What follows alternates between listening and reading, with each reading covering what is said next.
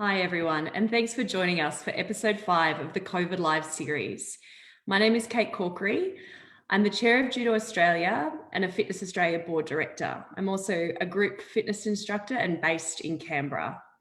I am joined today by Fitness Australia's CEO, Barry Elvish, Eastern Manager, David Batty, and Western Manager, Steve Grace. Due to the COVID-19 challenges, Fitness Australia has had to alter its organisation structure. In order to provide consistency across the country, it was determined that a manager for the Eastern Seaboard and Western Seaboard of the country would be the most effective way for Fitness Australia to advocate and represent our members through these challenges. These two roles replace the former regional manager roles, and alongside of these regional manager roles, we also look to bolster our customer service team to ensure that we deliver a high level of member service to all of you, our members. It's a real pleasure for us to have our two managers, David Batty and Steve Grace, here with us today.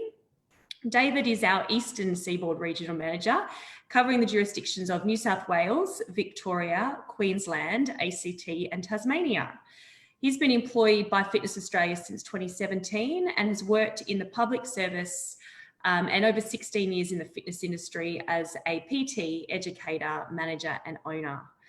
Steve's supporting our Western Seaboard, so Western and Central, Western Australia, South Australia and the Northern Territory. Steve was employed by Fitness Australia in September 2019. Previously, he worked as a lecturer, PT, performance coach and strength and conditioning coach. Thank you both for joining us live on our broadcast today. It's great to have you here. Barry, I'm going to lead off with questions for Steve and David today and come back to you in our live questions soon.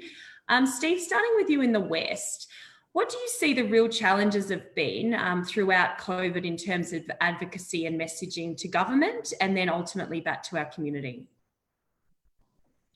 Yeah, good question, Kate. I think the biggest challenges in terms of from advocacy perspective have been just getting in front of the right people. I mean, look, going into COVID-19, we had already established relationships, but the issue was that everyone was so busy during this time, and especially when the restrictions first came in, there was a bit of panic and a bit of anxiety and stress going around. So to actually get the responses that we wanted from those connections was difficult at times. But then I suppose on the easing of restrictions or the back end, we were able to really, I guess, further solidify those relationships and position ourselves to where we were, the first people that were, I guess, asked when it came to what should the next easing of restrictions look like for the fitness industry, but also broader than that, sport and rec. We sort of by default got involved in conversations around classes for yoga and dance and martial arts and a bunch of other, I guess, sort of related industries. And we were happy to do that. So that was a challenge that we managed to turn into a bit of a positive and as I say, strengthen those relationships. In terms of keeping our members informed, the biggest challenge was that obviously everyone wanted to know everything straight away. And it wasn't always the case that we could just call up a premier and ask a question. It's, there's a process with these types of things. So we were no doubt, Dave's probably the same. We were getting a bunch of emails, phone calls, all times a day, asking all these different questions. And it was obviously a lot to take in, but then we really wanted to deliver because we knew that these people, it's their livelihood and their career and their business that's on the line here. So we really pushed ourselves and our teams to do everything we could to get the as much information as we could, but also the most accurate information. We didn't want to be throwing out any sort of speculation or any sort of rumours that we might have heard. We wanted to get the right information in writing and then present that as soon as possible. So look, it was a very hectic time, and it still is. But our members are definitely number one, and hopefully we've done what we can to support them through this time. Thanks, Steve. And David, picking up on the theme there about trust and relationships that you've built with government and departments of state, the state departments of sport and recreation, and even our allied professionals in other similar organisations, and in some ways even sort of martial arts and sport. How do you see those relationships benefiting Fitness Australia and our members in the next sort of set of relaxations and then ultimately post-COVID? I see these as going to be crucial ongoing relationships. These are things that we will need to keep on nurturing as we go forward. It's something that, as we've developed these relationships, we've also formed those common bonds. And when you're working with larger organisations like ourselves and other associations, we're able to then progress the requirements that we need for our industry to survive and then thrive in a much more direct and linear fashion, so that we can have one voice as a group and we can go forward with that one voice and really make some differences. So I see that everything that has happened for a reason, almost, in that we are now able to operate in a more cooperative environment with a lot of these organisations. And going forward, I see that helping us to actually gain some change for our industry. Great. Thanks, David. And thank you both for joining us live today. I'm sure people will have questions for you, and we encourage you to put your questions in the comments box, and we'll pick them up and put them through to Dave and Steve and Barry. So we have received some questions before we kicked off today, and we'll address them up front and grab your live questions. So New South Wales outdoor training numbers, will they be increased from 1 July? I had a discussion today with the health department, and they're still saying that they're unsure on what the final numbers will be. They are expecting them to increase, yes, but they're not going to give me a final number until it's sitting on a signed document. So that signed document is due out this afternoon, and once it's released, we'll definitely be putting that out for our members to see straight away. Great. A Queensland question, or a few Queensland questions. How many members can fitness indoor studios have from 10th July, stage 3? That's going to be a change. Barry, are you across exactly what the numbers will be? Yeah, so as I understand it, David, you correct me if I'm wrong, the numbers are basically uncapped. It's just based on 4 square metres per person in the venue. They're also, as we believe, it will be 24/7 will be allowed as well in the new stage. And we are anticipating the Premier will announce the stage 3 relaxations at 2 o'clock this afternoon, or just after 2 o'clock this afternoon. We also believe that there is a strong possibility they will be bringing forward the date for that relaxation to Friday this week. So hopefully both those things eventuate, and that will put Queensland almost back to pre-COVID status. Okay, so 2 o'clock this afternoon for the next update on Queensland. That's what we've been alerted to, Kate. The Premier up there, Emma Palaszczuk, will be making a few announcements generally about opening borders and not opening borders and so on, and we believe that the gyms will be part of the small business announcements that she'll be making sometime just after 2. Great. Not surprisingly, we're getting some questions through on, will the increased cases in Victoria pose a threat to personal training?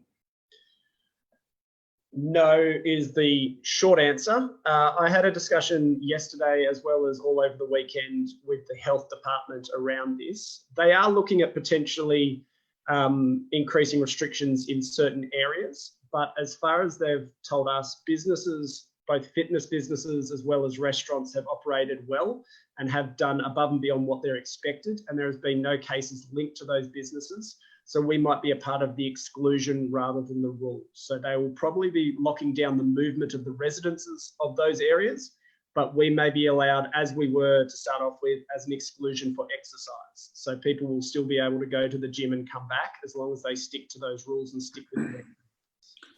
Also, Kate, in Victoria, I was on a phone call with the Victorian Chamber of Commerce last Friday. I think there's a reasonable possibility that the Victorian government will introduce relaxations, 2 lots of relaxations. So Melbourne will have 1 lot and regional Victoria will have another lot. There's a lot of larger regional centres in Victoria that have no COVID cases whatsoever, and the state government is very keen to get those businesses open. So with a bit of luck, we will have some common sense apply outside of Melbourne as well pretty soon. And an extension of that, is there anywhere that people can go to make complaints when people are not doing the right thing, or what should people do if they recognise matters which are unsatisfactory and put the industry at risk? Dave and you and Steve want to answer those? I'm happy to put my 2 dogs worth in, but if you want to do it from your side. We would gratefully accept any feedback from industry, people around our industry, and we will definitely be passing that through. But if it's a breach in any way of the requirements to be operating a business, that's a completely separate, that's a criminal matter, and that's something that has to go through the police or the health department. So as far as people that think that things can be done better, or establishing new routines or rules within facilities where they see that there may be a lapse in judgment where it could be corrected by a quick pass on of an email from us, we are definitely happy to take those emails or those calls. But when it comes to gross breaches, definitely we don't want the industry to fall behind due to 1 or 2 rogue operators either. Excellent. New South Wales, how can some gyms in New South Wales be open 24 hours when they are not manned? In accordance with the COVID safety policy, you need to clean consistently. And our person asking the question says that they do not believe you can do that if you're open 24 hours and not manned. Response to our 24 hours in New South Wales. So each of the clubs have to actually have their own COVID safety plan. So as a part of that COVID safety plan, they have to actually show that they are capable of operating their facility within manned and unmanned hours, within the restrictions and the requirements. So the cleaning requirements are there. So they will have requirements around not only members cleaning, but there'll be other requirements around cleaning procedures that they will have to endorse themselves in each facility. So they are capable of operating 24 hours within New South Wales. It's just that they need to stick within their COVID plans and make sure that they understand their COVID plans and stick to their responsibilities. And I think, Kate, that's a really interesting question. It's probably come from someone who's been to a gym over the weekend. I went to my gym on the weekend, which was unstaffed, and the cleaning materials had actually run out. So people had been using them before I got there, so there was no ability to actually wipe down the equipment. I raised that issue with the manager the next day, and I think this is partly the members of a gym and the clients of a gym need to take it upon themselves to make sure the managers and the gyms are doing the right things themselves. CCTV will also play a role here, so if there's any suspicion when the police come doing their visits that something hasn't gone right, they could quite easily refer to CCTV to make sure that at least it was attempted. But unfortunately, here in New South Wales, it's a fairly wide spectrum of what is acceptable, or what I've seen from my own personal experience being demonstrated. And just one other thing to add on that, Kate, is I think a lot of the there are definitely the issues around supervising the cleaning and whether people are actually upholding those requirements when there are no staff available. The other thing from I guess a more positive perspective is that during unstaffed hours, we're usually talking middle of the night or very, very early morning. The ability for social distancing to occur at those times is much, much greater, because you'll either have, you could have 1 or 2 people in an entire facility. So to some degree, the fact that there's far less people in a venue during those times somewhat offsets that, but still, as Barry and Dave mentioned, it doesn't completely allow people to do whatever they like. They still need to be actively cleaning, and that's a responsibility of not only of the management, but also of the people attending as well. I think the bottom line in this whole issue is that people need to take responsibility for their own health and well-being. So, okay, the person before you may not have cleaned down the equipment. So the best thing to do is make sure before you actually start using it, you clean it, and ideally clean it afterwards as well. But I've always had the belief that even before COVID, if you want to guarantee the equipment is clean, the only way you can do that is doing it yourself. Yes, indeed. Question that's a bit close to my heart, certainly in my role as Chair of Judo Australia, is talking about the easing of restrictions from 1 July in New South Wales around martial arts, boxing, jiu-jitsu, etc. Does this mean that we can now have contact such as pad work or partner drills? Do they need to have 4 square metres between each bag being used? So talk to us about those sort of mixed martial arts, those training environments where contact work is a part of the training. So this one's going to be an interesting one. They've stated that there is still going to be the density requirement around the 4 square metres for any indoor activities, but they're allowing contact, so sparring, pad work and things like that will be allowed as of 1 July. The numbers that they're talking about per facility have changed each time I've talked to them, so I'm not going to speak to what's going to finally hit the document, which should land this afternoon or this evening. But they are talking about an increase in numbers in those areas as well. So the short answer is yes, that combat sports and contact sports are back on as of 1 July from everything that has been reported.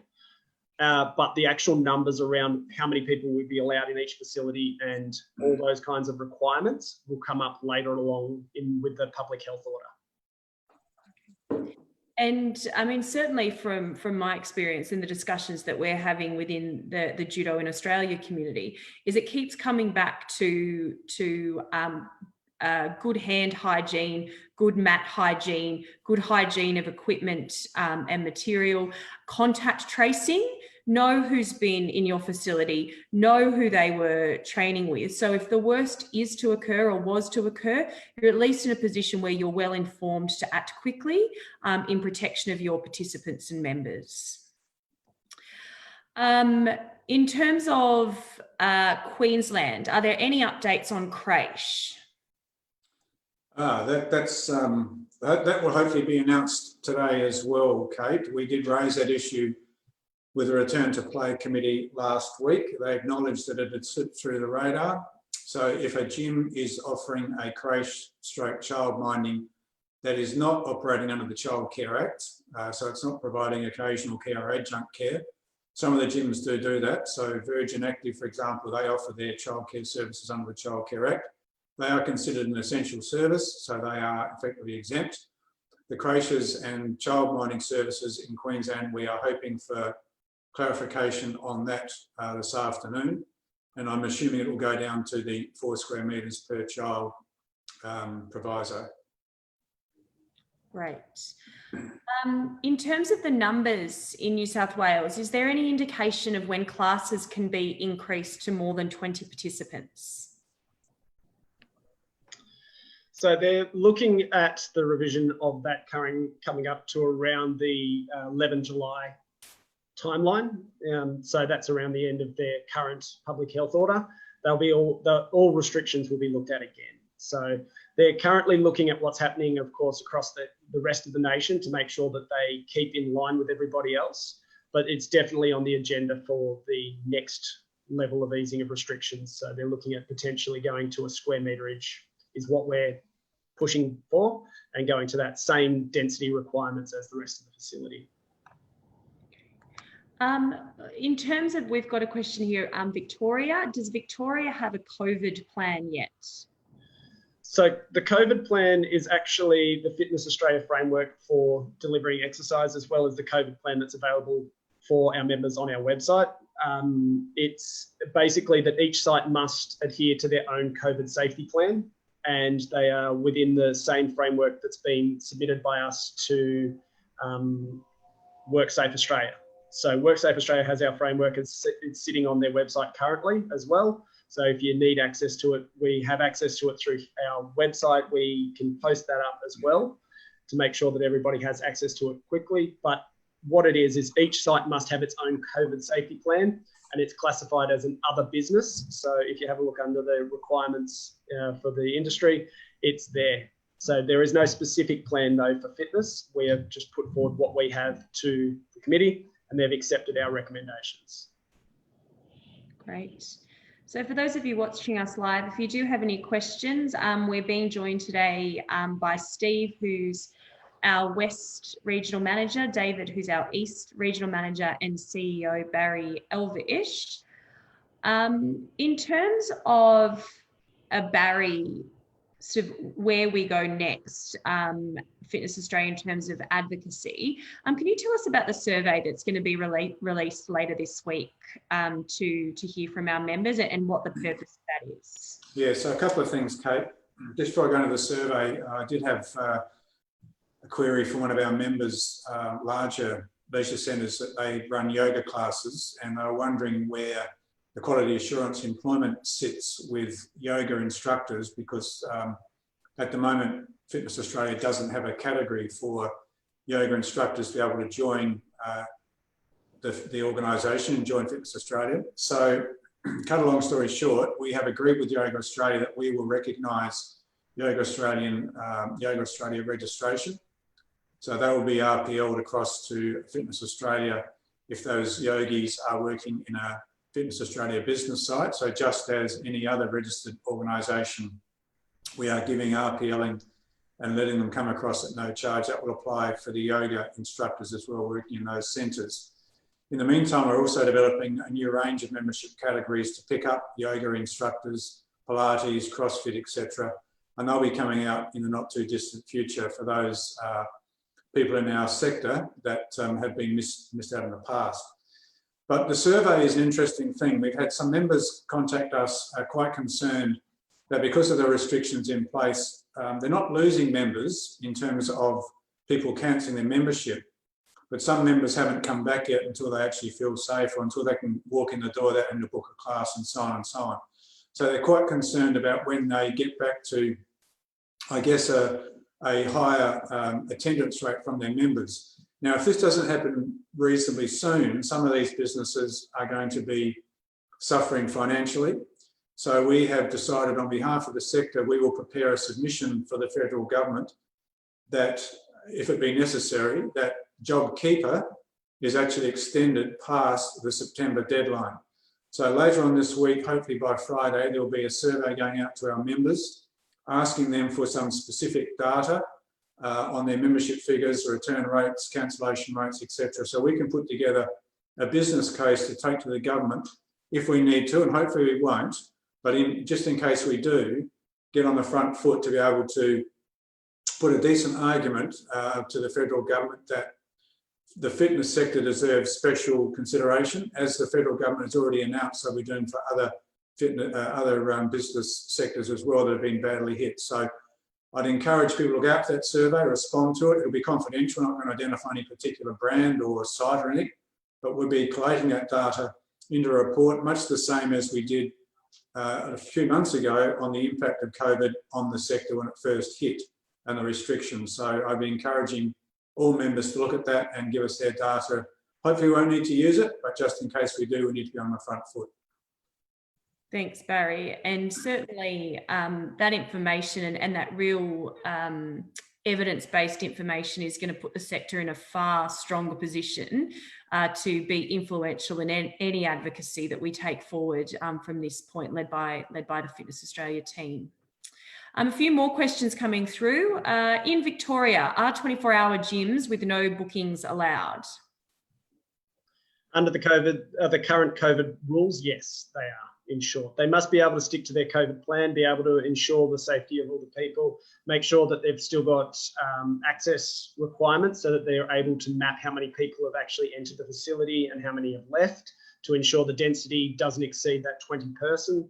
They can't use zones if they're going to be using a 24-hour service. So because there's nobody there to enforce the zones, they couldn't have multiple zones of 20 people in that facility, just in case everybody goes into the same area or is, either intentionally or unintentionally grouping up. So we've got to make sure that the protection's there. So the short answer is yes, but there is a couple of caveats there that make sure that people are able to do that in a safe way and within the COVID rules.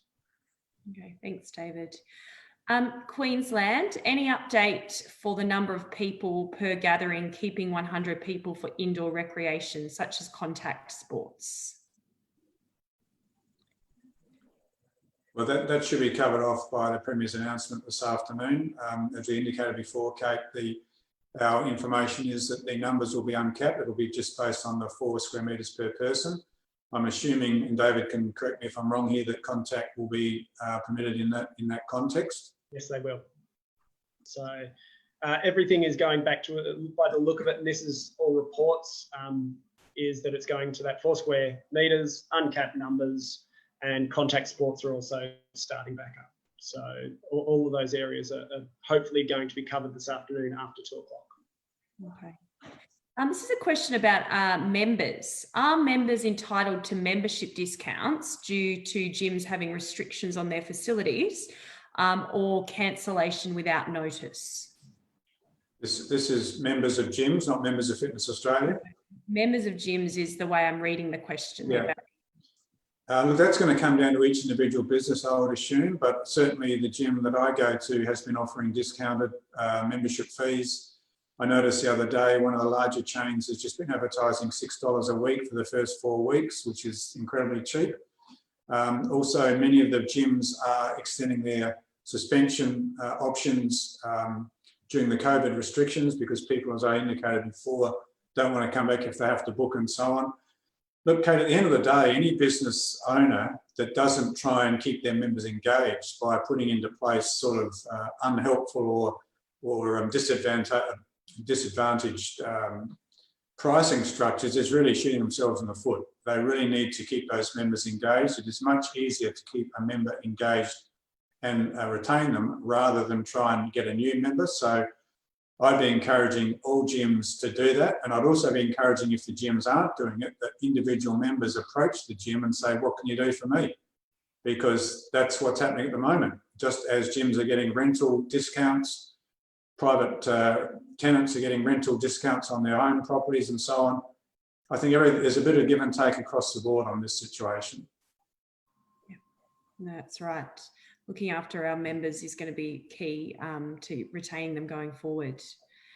New South Wales, is the 4 square metres really more a density measure rather than a keeping distance measure? Obviously, if we allowed contact, we wouldn't be keeping the 4 square metres or 1.5 metres, but keeping a maximum number of people in a space. It is a density quota. So they're just trying to cap the number of people based on the space that you have available rather than putting a hard cap of a number, so that you don't get situations where there's really large facilities that can have only 20 people in them, and very small facilities can have that same 20 people. So in basic terms, it's increasing the amount of people that can go into those larger facilities. Great. Well, encourage anyone who's still watching us to put through any questions. Oh, we've just got ones through. Aqua classes are reopening soon. Can they use pool noodles, dumbbells, etc.? New South Wales. So the answer is yes, but it's the same with any equipment. So it's still going to have to be disinfected, even though it's in chlorine. We're not sure how the chlorine actually affects the virus itself. So there's still going to be requirements around cleaning, but it's the same as any equipment. So it will just need cleaning in between uses and things like that. So the basic answer is yes, but it's going to have that caveat beside it that everything requires cleaning and maintenance. Right. Victoria, they've asked if we could post the exact COVID rules for opening up 24 hours with non-supervision times. So there's confusion around that point. So we'll take that question on notice and ensure clarity around that. And obviously with the Queensland press conference that's expected this afternoon, there'll be new information coming out there, and no doubt the team will be quick to synthesize that and get the facts and get them out to our members and community. Barry, is there any particular questions that you would have for sort of myself or Steve or David in the current circumstances? No, it's more of an acknowledgement, I think, Kate, that the 2 guys that are on the screen beside you and I have been really working around the clock 7 days a week. I can vouch for that because they keep texting and emailing me 7 days a week about the work they're doing with the various state authorities and so on.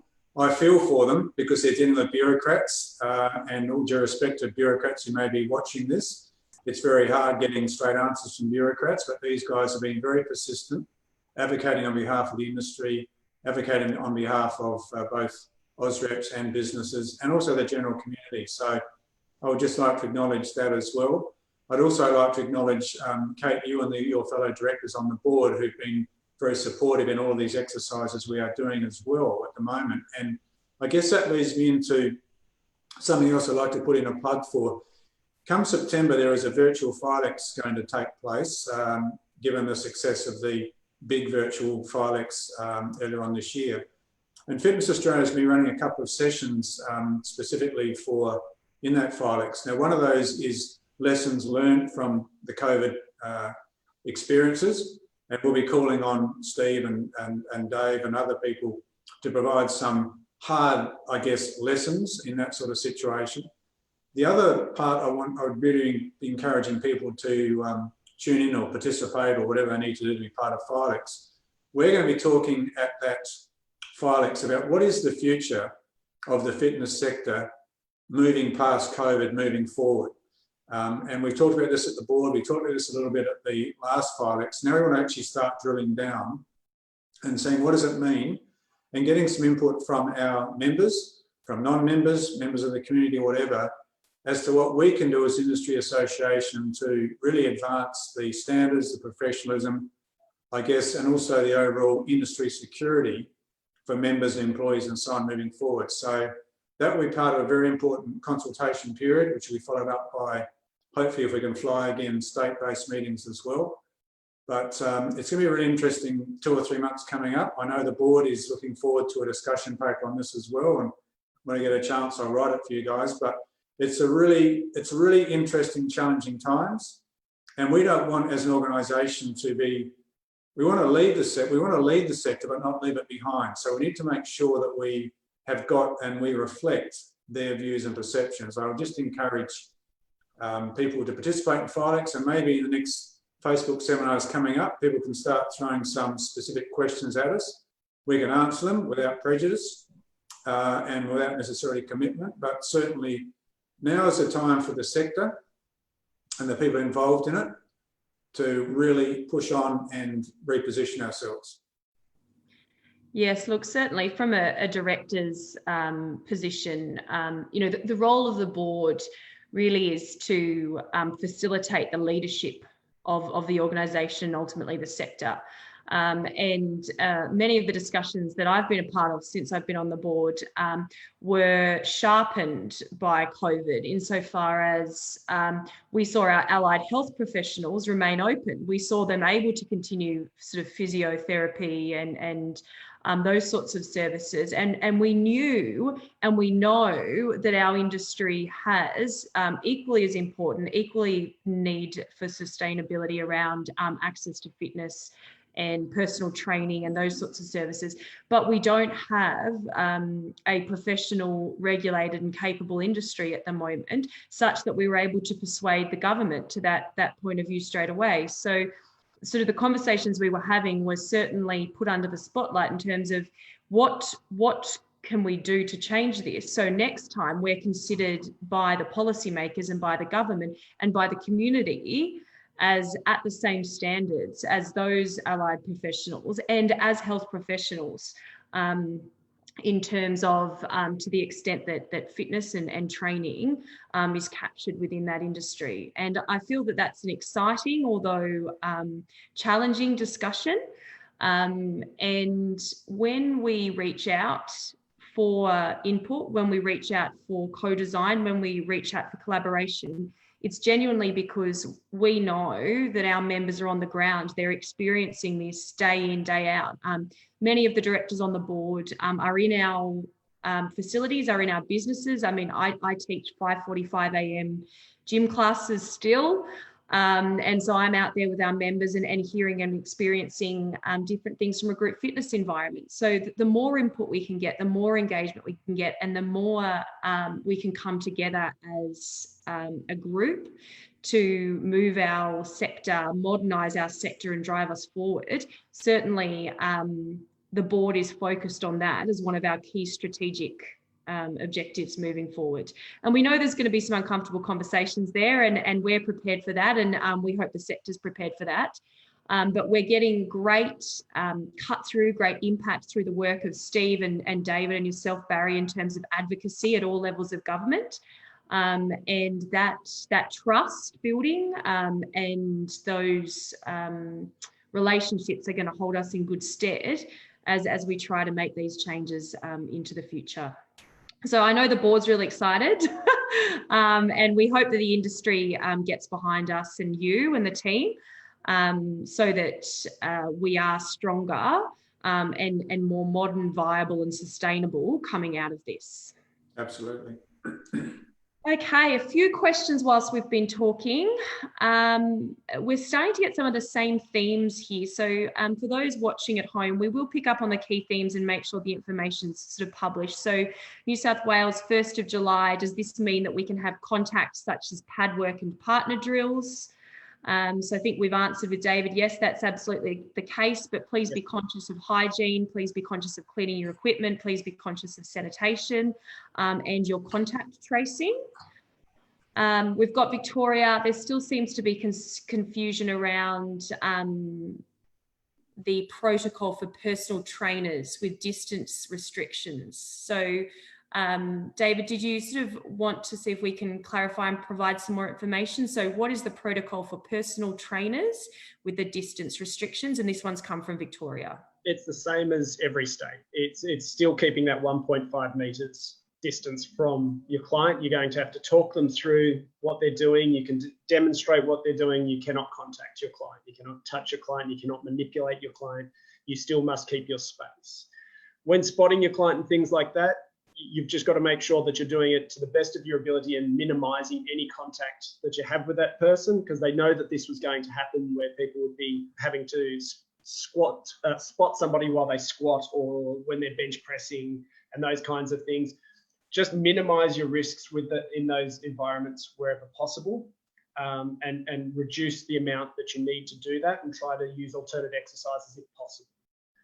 But yeah, when it comes down to it, you've still got to adhere to the 1.5 metre rule. Okay. We've got a Victorian question about contact sports. Are contact sports okay from July 1 in Victoria? No. Contact sports are looking at 19th of July as the next update.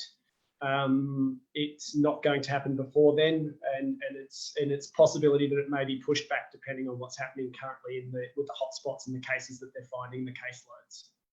Okay. Great. Well, we seem to have come to the end of our questions. So just reminding everyone that there will be a survey released later this week to ascertain the experiences of returning members. The real purpose of the data from that survey is going to be the need for or the viability of an extension of JobKeeper for our sector. So once Barry and the team have that information, they will synthesise to understand the current state of play and ultimately the advocacy role that Fitness Australia will need to play with government in relation to that JobKeeper extension, if necessary. Steve, on the West Central part of Australia, any parting comments for your members, for your community out west in South Australia and in Northern Territory? I'd just say that obviously things have opened up and everyone's really happy, and we're basically in what we would call the new normal now. But it isn't a time to get complacent. It's still obviously required that we are very vigilant and that we're very proactive in our approach when it comes to hygiene and distancing and things like that. So even though we've had great results, we're not immune to this disease, as we all know. So I'd encourage everyone to, as I say, still stay proactive. Don't fall asleep on this just yet. And yeah, keep up the good work. Thanks, Steve. And thank you for all your work. David, final comments from you for our Eastern Seaboard? Basically that we've got to stick together, that we're going to get there. It's going to take a little bit longer with different states going at different levels. We've just got to keep a consistent message going forward and make sure that we are trying our best to maintain that integrity and all of the different plans that we are putting forward, making sure that everybody stays safe, that we don't want to be the centre of any COVID clusters. This is a goal for us, is to make sure that our facilities stay open, and they stay open because they adhere and they stick to the principles of what we have been putting out there. It may happen, but if we are doing the right thing all the way through, it won't affect us going forward when we're trying to negotiate any other easing or any other things to do with the sport and recreation sector for our future advocacy work. So I really, really hope that everybody can understand that it's going to be tough and we're going to have to tie down, especially around in Victoria, but knowing that the people are passionate about health and fitness and passionate about the people they work with, we understand that everybody's going to try to do the best they can for their members and make sure that the people stay safe. That'll give us the best platforms going forward to actually make some meaningful change in our sector. Great. And the Eastern Seaboard's certainly quite a challenge in terms of consistency, but I think those key themes are the same. Barry, any final comments from you today? No, just stay safe, stay well, Kate, and thank you for your emceeing. The hostess with the mostess, that's really good. Appreciate it. That's it. My name is Kate Corkery, Director of the Board of Fitness Australia. Thank you, Steve, David, Barry, and Maddie for her support in running your questions through the background. We're always available. Please don't hesitate to reach out to us. Our job is to support you, to enable you, and to create a safe and happy environment so people can move more often and really look after their physical and mental health. Thanks for joining us today, and we look forward to you joining us next week for our live session number 6. Thanks for joining us.